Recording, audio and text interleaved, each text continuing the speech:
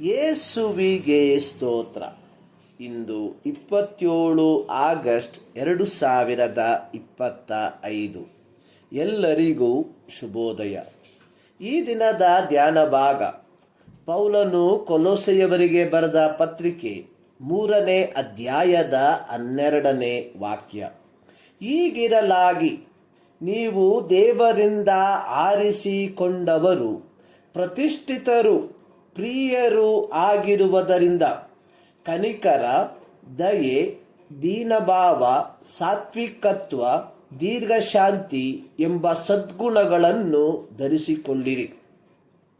ಕೊಲೊಸ್ಸೆ ಪತ್ರಿಕೆ 3ನೇ ಅಧ್ಯಾಯದ 5ನೇ ವಾಕ್ಯದಿಂದ 9ನೇ ವಾಕ್ಯದ ಪ್ರಾರಂಭದ ಭಾಗದವರೆಗೆ ಪೌಲನು ಕೊಲೊಸ್ಸೆ ಸಭೆಯ ದೇವಜನರು ವಿಸರ್ಜಿಸಬೇಕಾದ ಅಥವಾ ತ್ಯಜಿಸಬೇಕಾದ ಕಾರ್ಯಗಳ ಕುರಿತಾಗಿ ಬರೆದ ನಂತರ ಇದೇ ಅಧ್ಯಾಯದಲ್ಲಿ ಮುಂದುವರೆಸಿ ಇದೇ ಕೊಲೊಸ್ಸೆ ಸಭೆಯ ದೇವಜನರು ಧರಿಸಿಕೊಳ್ಳಬೇಕಾದ ವಸ್ತ್ರದ ಕುರಿತಾಗಿ ಬರೆದಿರುವಂಥದ್ದನ್ನು ನೋಡುತ್ತೇವೆ.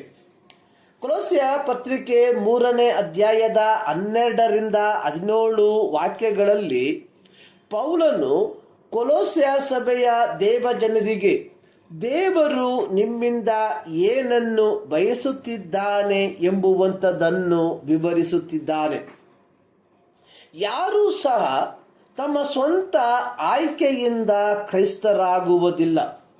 ಕ್ರೈಸ್ತ ಕುಟುಂಬದಲ್ಲಿ ಹುಟ್ಟಿದ ಮಾತ್ರಕ್ಕೆ ದೀಕ್ಷಾಸ್ನಾನದ ಮೂಲಕವೋ ದೃಢೀಕರಣದ ಮೂಲಕವೋ ಯಾರೂ ಸಹ ಕ್ರೈಸ್ತರಾಗುವುದಿಲ್ಲ.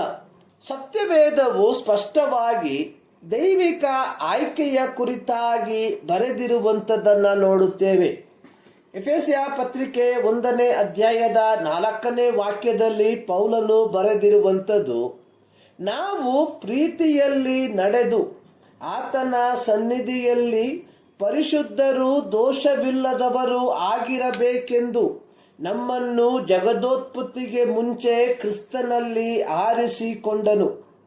ದೇವರ ಆರಿಸುವಿಕೆಯ ಫಲವಾಗಿ ನಾವುಗಳು ಪ್ರತಿಷ್ಠಿತರು, ಪ್ರಿಯರು ಆಗಿದ್ದೇವೆ. ಪ್ರತಿಷ್ಠಿತರು ಅಥವಾ ಸಂತರು ಎಂಬ ಪದಕ್ಕೆ ಪೌಲನು ಉಪಯೋಗಿಸಿರುವ ಗ್ರೀಕ್ ಪದ ಅನ್ನುವಂಥದ್ದು ಹ್ಯಾಗಿಯೋಸ್, ಅರ್ಥ ಪ್ರತ್ಯೇಕತೆ, ಬೇರೆ ಮಾಡಿರುವಂಥದ್ದು. ಪ್ರತಿ ದೇವರ ಮಕ್ಕಳನ್ನು ದೇವರು ಮನುಕುಲದ ಮುಖ್ಯ ವಾಹಿನಿಯಿಂದ ಆರಿಸಿಕೊಂಡು ತನ್ನೆಡೆಗೆ ಸೆಳೆದುಕೊಂಡಿದ್ದಾನೆ.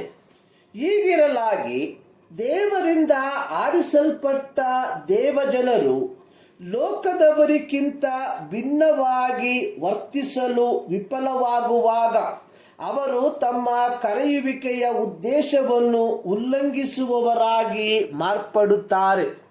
ಯೋಹಾನನು ಬರೆದ ಸುವಾರ್ತೆ 15ನೇ ಅಧ್ಯಾಯದ 19ನೇ ವಾಕ್ಯದಲ್ಲಿ ಯೇಸು ಹೇಳಿರುವಂಥದ್ದು, ನೀವು ಲೋಕದ ಕಡೆಯವರಾಗುತ್ತಿದ್ದರೆ ಲೋಕವು ನಿಮ್ಮ ಮೇಲೆ ತನ್ನವರೆಂದು ಮಮತೆ ಇಡುತ್ತಿತ್ತು.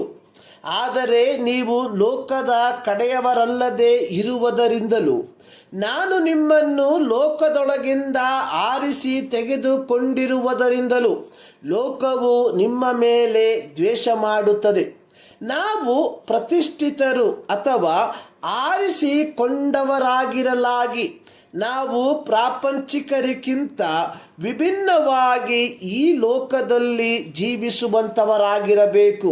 ಪ್ರಿಯರೇ, ನಾವು ದೇವರು ನಮ್ಮನ್ನು ಕರೆದ ಕರೆಯುವಿಕೆಯ ಉದ್ದೇಶಕ್ಕನುಸಾರವಾಗಿ ಬದುಕುವಂಥವರಾಗಿದ್ದೇವ ಅಥವಾ ಕೇವಲ ಜನನ ಪ್ರಮಾಣದ ಕ್ರೈಸ್ತರಾಗಿ ಜೀವಿಸುತ್ತಿದ್ದೇವ?